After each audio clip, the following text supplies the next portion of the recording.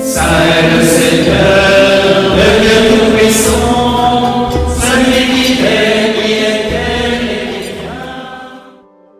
Paix et joie, frères et sœurs en Jésus-Christ. Bienvenue dans votre rubrique Saint du jour, dispo sur notre chaîne YouTube et nos pages Facebook et Instagram. N'hésitez pas à vous abonner pour vous inspirer chaque jour.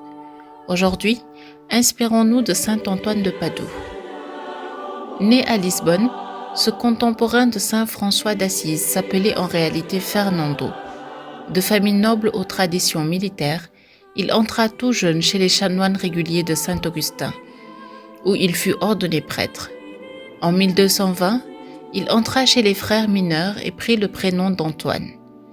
Il désirait lui aussi aller au Maroc afin d'y mourir martyr.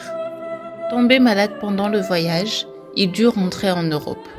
Ayant remplacé au pied levé un prédicateur empêché, il étonne ses frères qui désormais l'envoient prêcher plutôt que de balayer.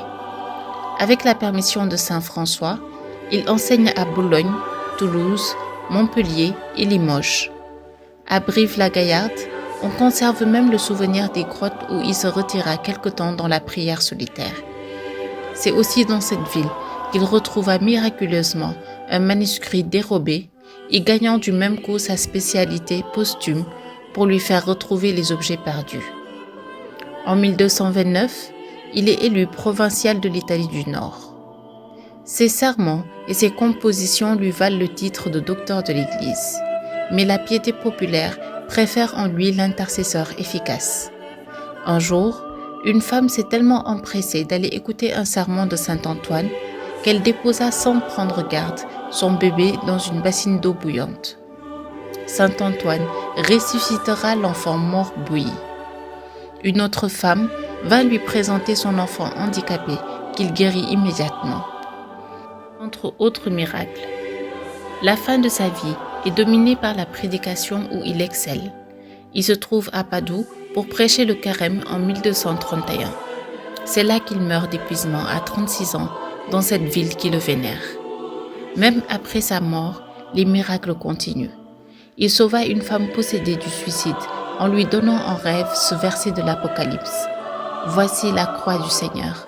Fuyez, puissance ennemie, le lion de la tribu de Juda, le rejeton de David a vaincu. Alléluia. » Même de là-haut, saint Antoine faisait vivre la parole. Toute sa vie, il réfléchira au mystère de l'humanité du Seigneur, principalement la nativité et la crucifixion. Pape Benoît XVI dira de lui que la vue du crucifié inspirait à Antoine une immense gratitude envers Dieu, mais aussi de l'estime pour la dignité de la personne humaine, grâce à laquelle, croyant comme incroyant, peut trouver un sens enrichissant à sa vie. À l'image de saint Antoine de Padoue, visité par l'enfant Jésus, sachons particulièrement rechercher l'amitié des pauvres et la véritable richesse, celle du cœur. Aujourd'hui, nous fêtons aussi Saint Euloge et Saint Rambert. Bonne fête à tous les homonymes. À demain pour de nouveaux saints. D'ici là, prions chez nous.